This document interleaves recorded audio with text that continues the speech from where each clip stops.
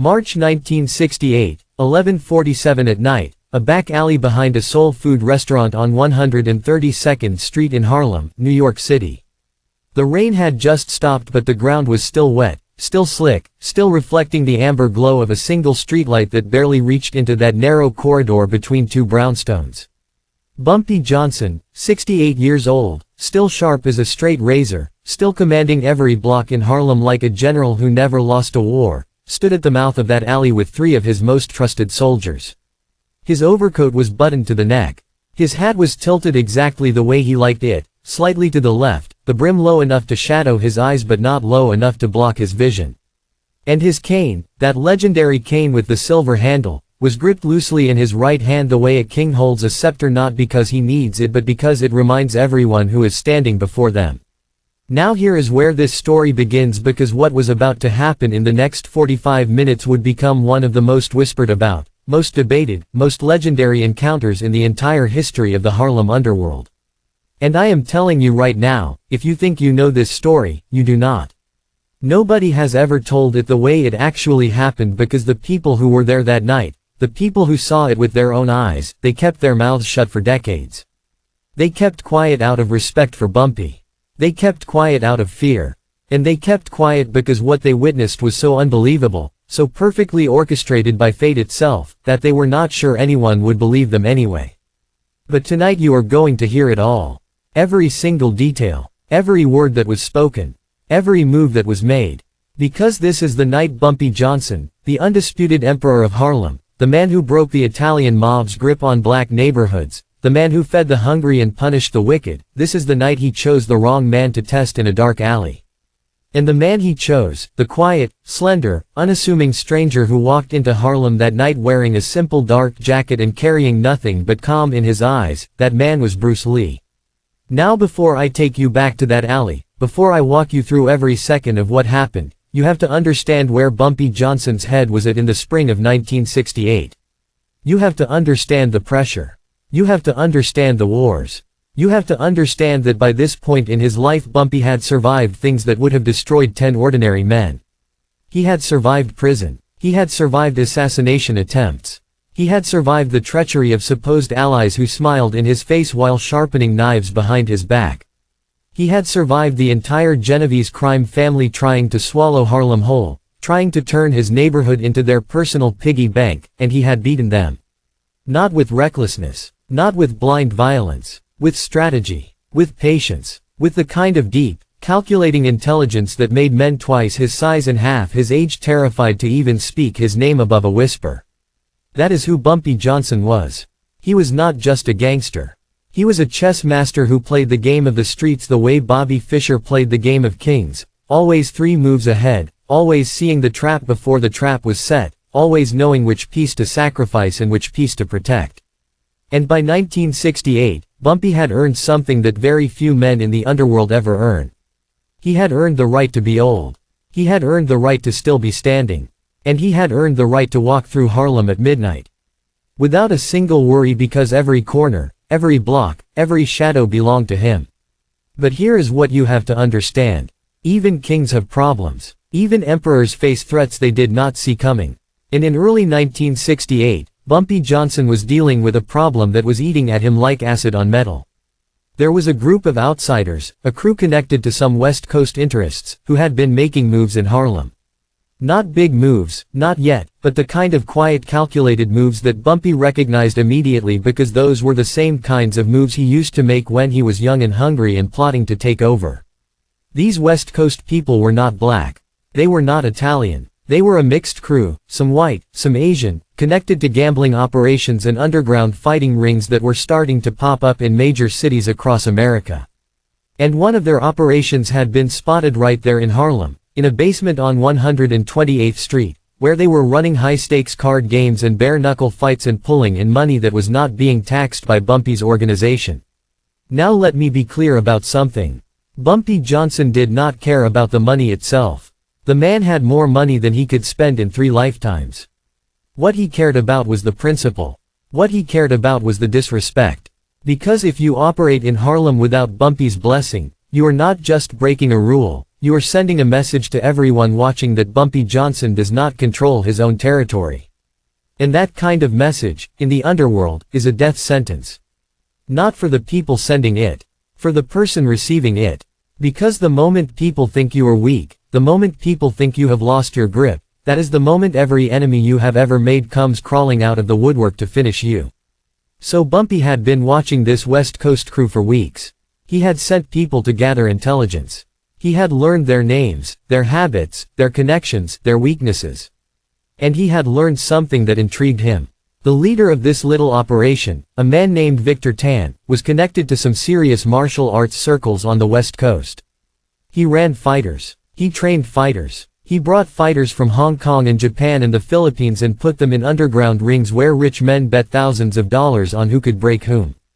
And Bumpy, being Bumpy, did not just want to shut this operation down. He wanted to send a message. He wanted to humiliate them. He wanted to show Victor Tan and everyone connected to him that Harlem had its own kind of strength, its own kind of power, and that no outside fighter, no matter how skilled, could walk into Bumpy's territory and be safe. That is the context. That is the backdrop. That is where Bumpy's mind was on the night of March 1968 when fate decided to play the most incredible trick it had ever played on the King of Harlem. Now here is how the night unfolded.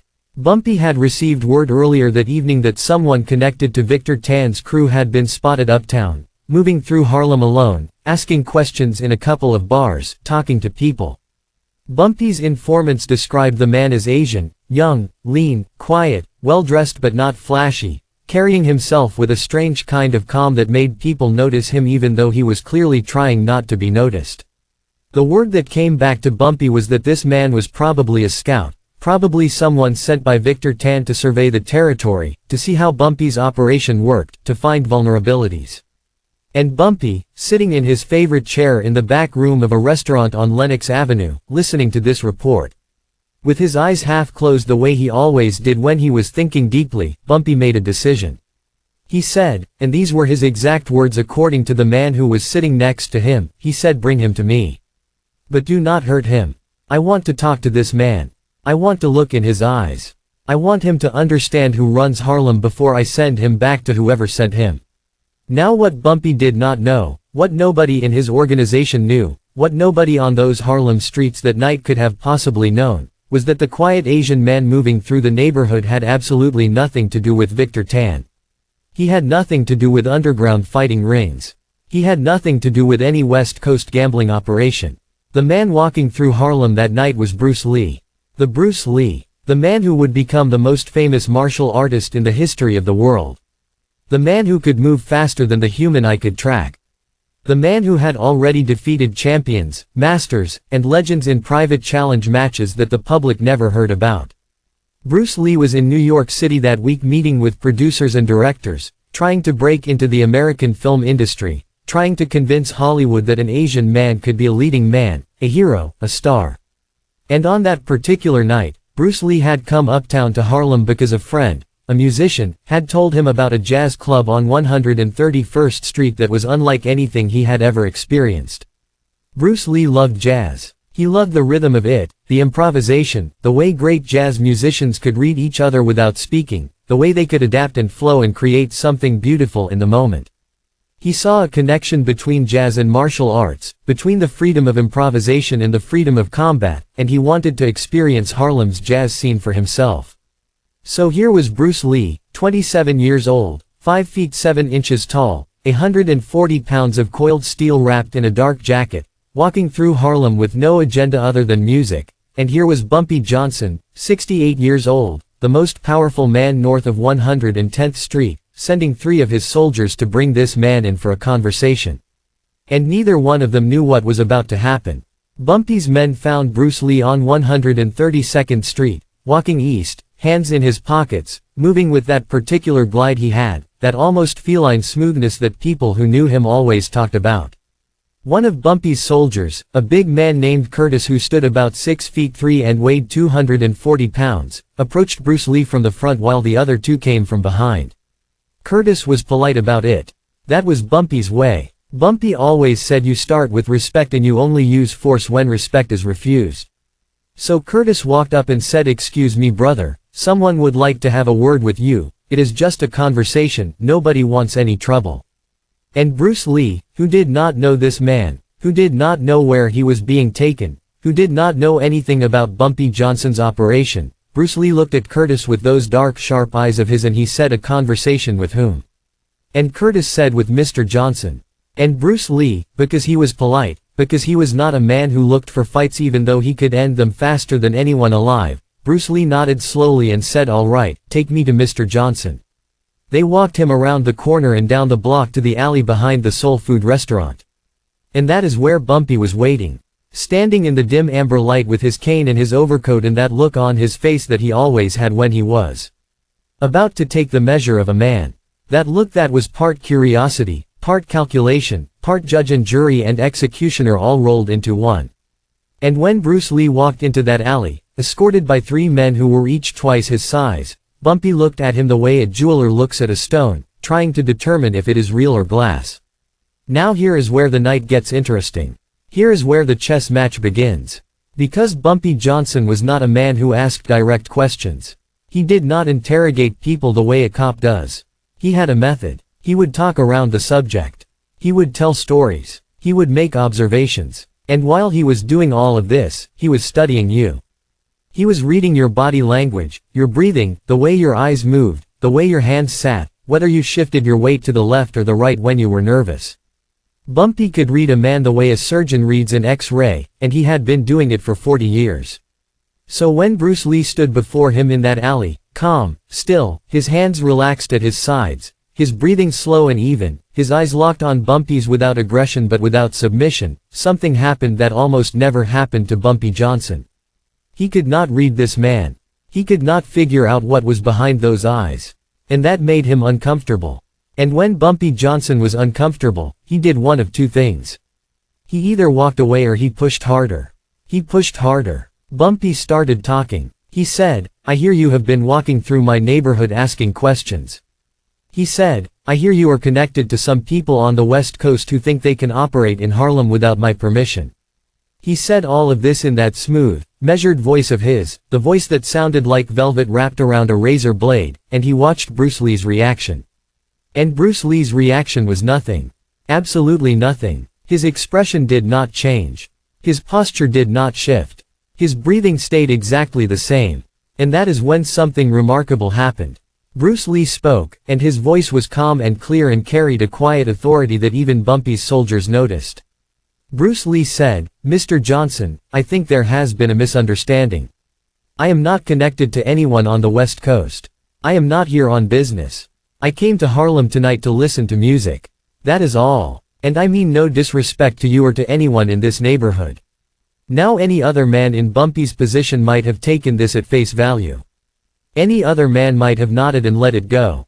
But Bumpy Johnson did not become the king of Harlem by taking things at face value. He had heard lies from men who made lying into an art form. He had heard lies from Italian mob bosses who could smile like angels while they planned your murder. He had heard lies from politicians, from cops, from priests, from his own blood relatives. And so Bumpy did not believe Bruce Lee.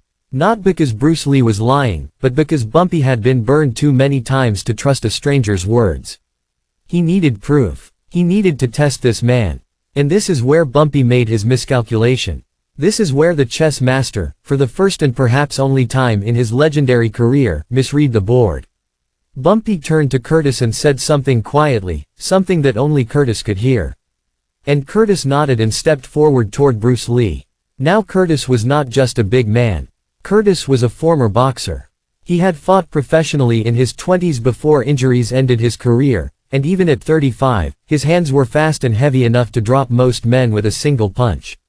Curtis stepped toward Bruce Lee and reached out to grab him by the shoulder, not to hurt him, but to take hold of him, to assert physical control, to let Bruce Lee know that this was not a conversation he could simply walk away from. What happened next lasted less than 3 seconds. Curtis's hand never touched Bruce Lee's shoulder.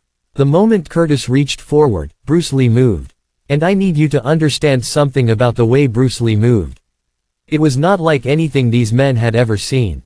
It was not like a boxer's movement or a wrestler's movement or a street fighter's movement. It was something else entirely. It was liquid. It was instantaneous. It was as if Bruce Lee existed in one space and then simply existed in a different space without traveling through the distance in between. He shifted his body maybe 4 inches to the right, redirected Curtis's reaching hand with a touch so light it looked almost gentle, and in the same fluid motion he placed the tips of 2 fingers against the center of Curtis's chest.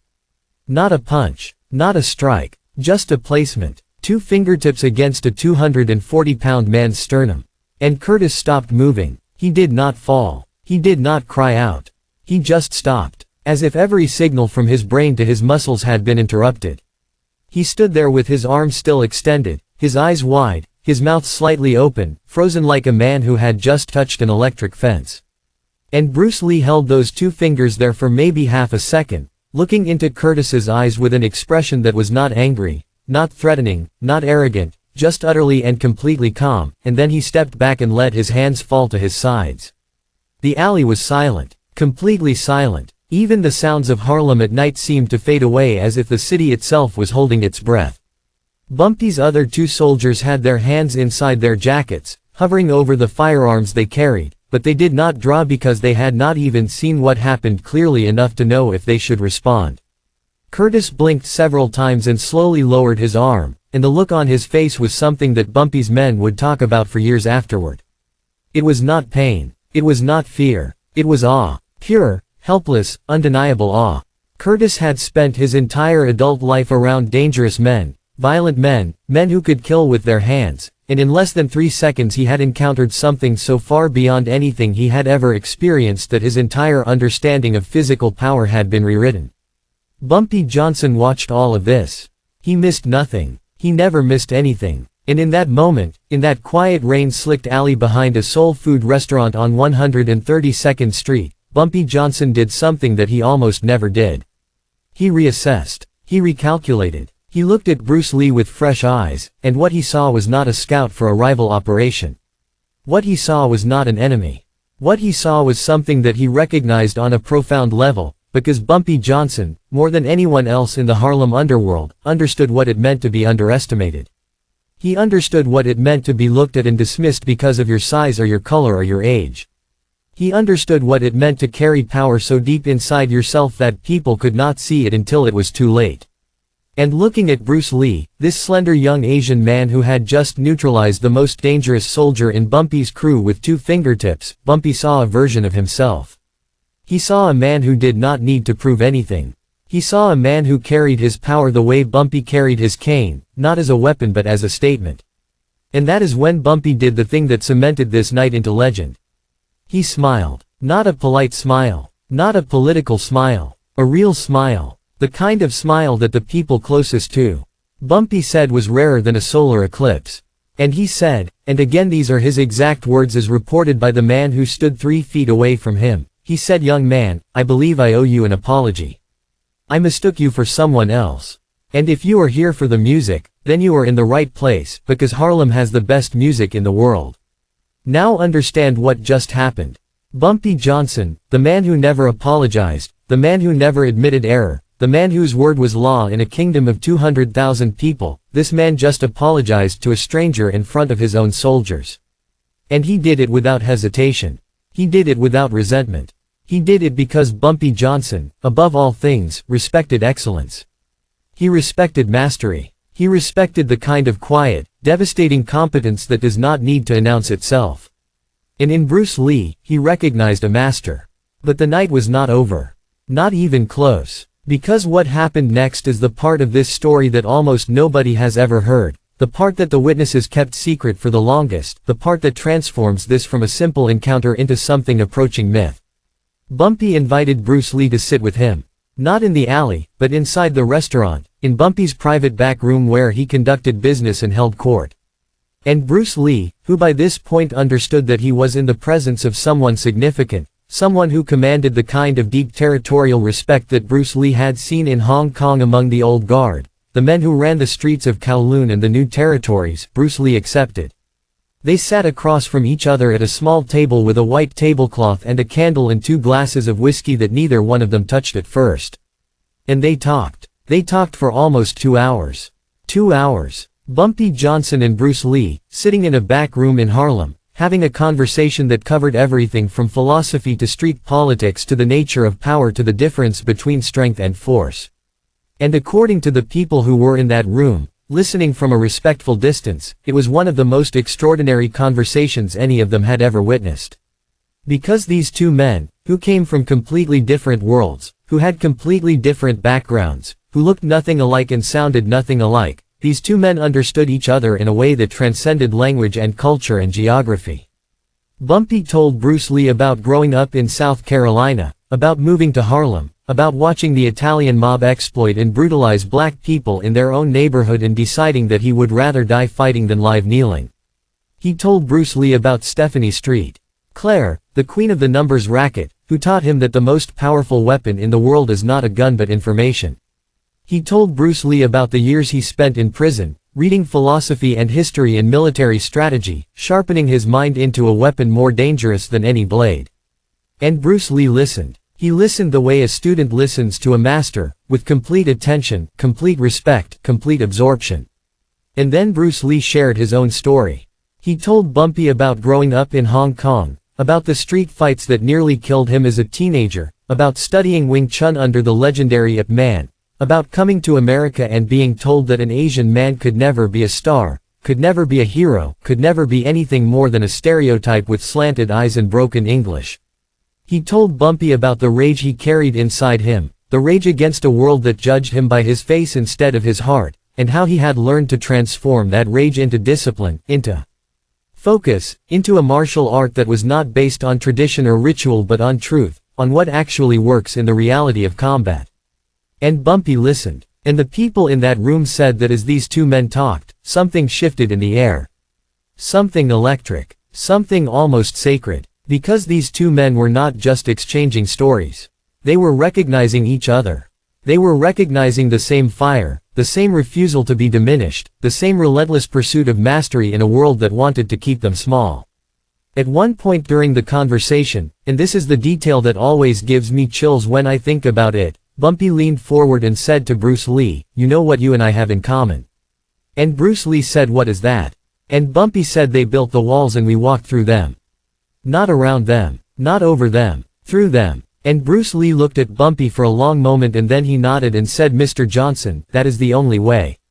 Now here is where the story takes its most dramatic turn. Because remember, Bumpy still had the problem of Victor Tan and the West Coast crew operating in his territory. That problem had not gone away just because he had met Bruce Lee. And during their conversation, as Bumpy described the situation with Victor Tan's underground fighting operation, something flickered in Bruce Lee's eyes. A recognition. A connection. Because Bruce Lee knew Victor Tan. Not personally, not as a friend, but by reputation. Victor Tan had been operating on the edges of the martial arts world on the West Coast, using legitimate martial arts connections to recruit fighters for his illegal underground operations, exploiting young fighters, taking most of their earnings, discarding them when they were injured. Bruce Lee despised men like Victor Tan.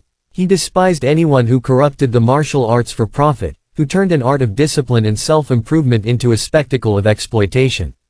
And so, sitting in that candlelit back room in Harlem, Bruce Lee made Bumpy Johnson an offer that Bumpy had not expected and could not have predicted. Bruce Lee said, "Mr. Johnson, I think I can help you with your problem.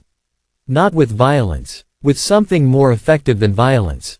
With truth." Now Bumpy Johnson was not a man who accepted help easily. He was not a man who trusted easily. He had built his empire on self-reliance and the understanding that the moment you depend on someone else, you give them power over you. But there was something about Bruce Lee, something about the way he carried himself, something about the quiet certainty in his voice, that made Bumpy listen. And so he asked, "What do you have in mind?" And Bruce Lee laid out a plan that was so simple, so elegant, so devastating in its implications that Bumpy later told his closest associate that it was the most brilliant tactical maneuver he had ever heard from someone who was not a career criminal. Here is what Bruce Lee proposed. He knew that Victor Tan's operation depended on reputation. The entire underground fighting business was built on the idea that Victor Tan's fighters were the best in the world, unbeatable, unstoppable. That is what brought in the gamblers. That is what brought in the money. If that reputation was destroyed, the operation would collapse on its own. No violence needed. No wars. No blood in the streets.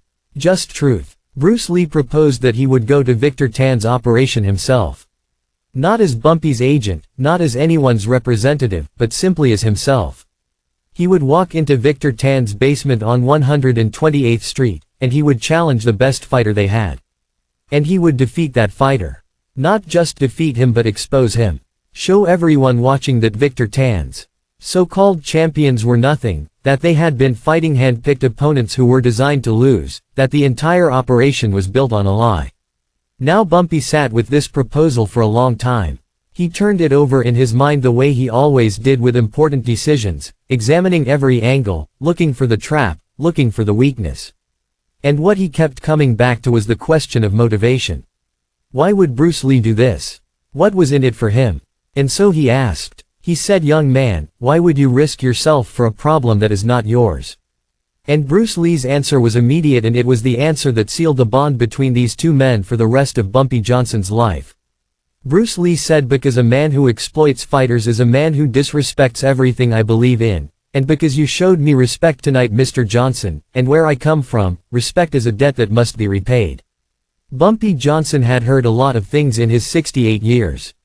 He had heard promises and threats and lies and confessions. But he told people later that Bruce Lee's words in that moment were among the most genuine he had ever heard from another human being. And so Bumpy agreed. Not because he needed Bruce Lee's help.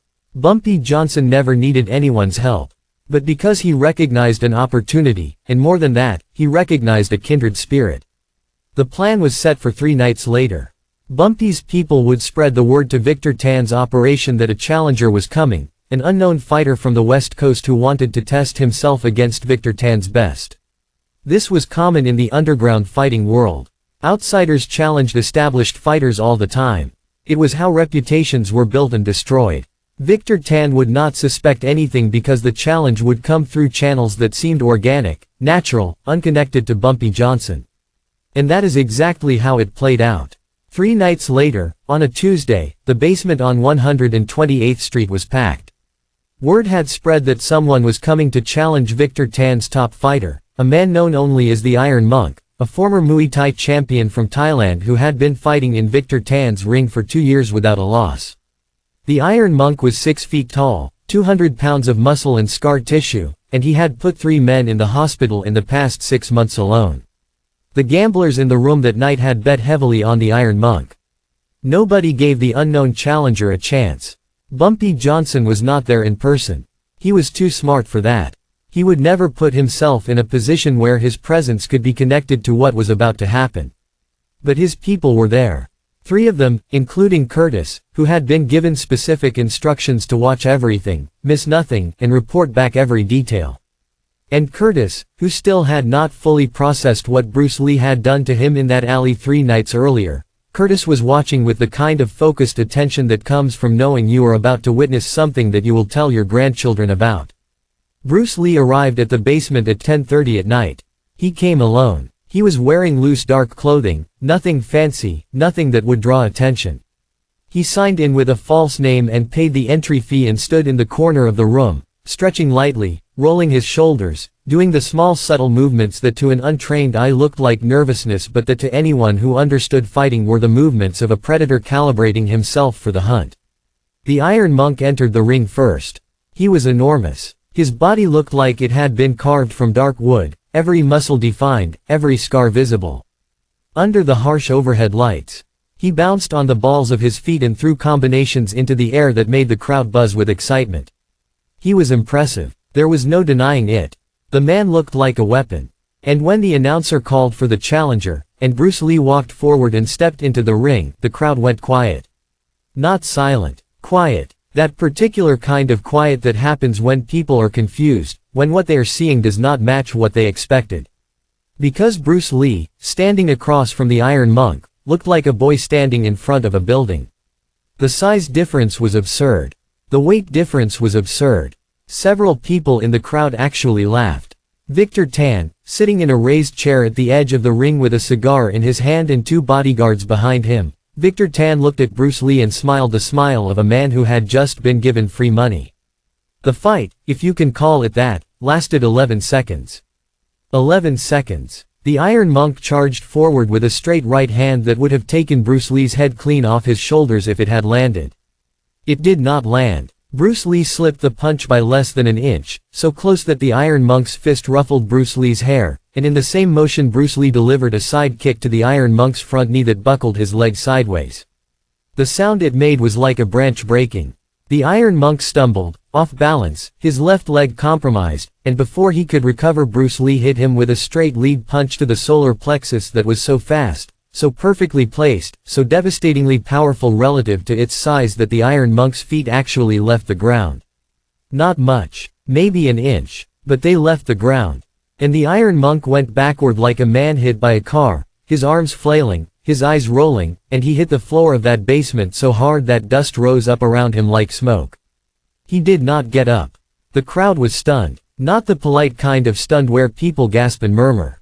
The real kind. The kind where no one makes a sound because their brains have not yet processed what their eyes just showed them. The Iron Monk, the undefeated champion of Victor Tan's underground ring, was lying on his back in a basement in Harlem, knocked unconscious by a man who weighed 60 pounds less than him, and the fight had lasted less time than it takes to tie a shoe. And then Bruce Lee did something that was not part of the plan, something that Bumpy Johnson had not asked for, something that elevated this moment from a tactical victory into a legend. Bruce Lee turned to Victor Tan. He walked across the ring to where Victor Tan was sitting with his cigar frozen halfway to his mouth and his bodyguards looking like they were not sure whether to reach for their weapons or run for the door. And Bruce Lee looked at Victor Tan and said, in a voice loud enough for every person in that basement to hear, "Your fighters are paper tigers. Your operation is a fraud. And you are not welcome in this neighborhood. Not welcome in this neighborhood." Those were the words. And every person in that basement knew exactly what those words meant. They meant that this was not just some random challenger proving a point. This was a message. This was a statement of territorial authority. And even though Bumpy Johnson's name was never mentioned, even though no one in that room could have directly connected what happened to Bumpy's organization, the message was clear. Crystal clear. Whoever ran Harlem had just demonstrated that they could reach into any operation, any business, any basement in their territory and destroy it at will. Victor Tan left Harlem that night. He packed up his operation, collected his remaining fighters, and was gone before sunrise. He never came back. His gambling operation in that basement closed permanently. And the word spread through the underworld with the speed of wildfire that something had happened in Harlem, something that no one could fully explain. Something that involved a fighter so fast and so devastating that he had dismantled a champion in 11 seconds. And because nobody knew who the challenger really was, because Bruce Lee was not yet the global icon he would become, the story took on a life of its own.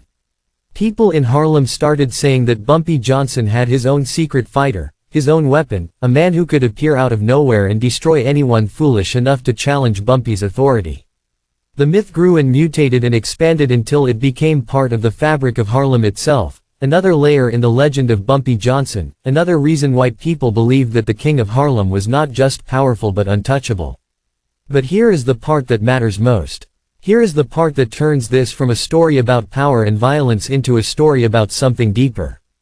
After the fight, after Victor Tan fled, after the basement emptied and the word started spreading, Bruce Lee went back to the restaurant on Lenox Avenue. He went back to Bumpy Johnson's private room. And this time they did not talk about strategy or enemies or territorial control. They talked about legacy. They talked about what it means to build something that outlasts you. They talked about the responsibility that comes with power and the difference between a man who uses power to take and a man who uses power to protect. And at some point during this conversation, Bumpy Johnson said something that Bruce Lee would carry with him for the rest of his life. Bumpy said, "The world is going to try to put you in a box. They are going to tell you what you can be and what you cannot be based on what you look like. Do not let them. You break every box they build. You show them that there is no limit to what a man can achieve when he refuses to accept the limits other people set for him." And Bruce Lee, the man who would go on to break every box that Hollywood and the world tried to put him in, the man who would become the most iconic martial artist in human history, the man who would prove that an Asian man could be the hero of his own story on the biggest stage in the world, Bruce Lee looked at Bumpy Johnson and said, "I will." 2 words. I will. And he meant them. And he kept that promise. The two men never saw each other again after that night. Bumpy Johnson would pass away just a few months later, in July of 1968, at a restaurant in Harlem, the neighborhood he had protected and ruled and loved for more than 4 decades. And Bruce Lee would go on to change the world, to shatter barriers, to prove that mastery recognizes mastery regardless of race or culture or background. But the people who were there that night, the people who witnessed the conversation in the back room and the fight in the basement and the quiet moment of connection between two men who should have been strangers but who recognized in each other a shared refusal to be diminished, those people carried the story with them like a sacred text. They did not tell it publicly. They did not sell it to newspapers or write it in books. They kept it close. They kept it protected. Because some stories are too important to be cheapened by overexposure. But here is what Harlem remembers. Harlem remembers that on a rainy night in March of 1968, the king of Harlem chose the wrong man to test in a back alley. And instead of finding an enemy, he found a brother. Instead of finding a threat, he found a mirror. And instead of a confrontation, he created an alliance that, brief as it was, demonstrated something that the underworld rarely shows us. It demonstrated that true power does not need to destroy. True power recognizes itself in others. True power builds bridges instead of burning them. And true power, the kind that lives on long after the man who wielded it is gone, true power is not about controlling territory or collecting money or inspiring fear. True power is about earning the respect of people who could never be forced to give it. Bumpy Johnson understood that. He understood it in his bones, in his blood, in the way he breathed. And on the night he met Bruce Lee, he was reminded of it in the most unexpected way possible. He was reminded by a man who was 30 years his junior, 100 pounds lighter than his bodyguards, and armed with nothing but his hands and his heart and a mastery so complete that it needed no introduction, no explanation, and no apology. That is the story. That is the legend. That is the night that even the king of Harlem had to tip his hat and say, "Young man, I was wrong about you." And if that does not tell you everything you need to know about Bumpy Johnson, about what kind of man he was, about the kind of honor and intelligence and humility that lived beneath the surface of his power, then nothing will. Harlem remembers. Harlem always remembers. The streets have long memories and short patience, but for a story like this, for a night like this, the streets will remember forever. They say that for years after Bumpy's death, if you walked past that alley on 132nd Street at just the right time of night, when the rain had just stopped and the streetlight was hitting the wet ground at just the right angle, you could almost see them standing there. The old king and the young dragon. The chess master and the fighter. Two men from different worlds who understood each other in a language that has no words.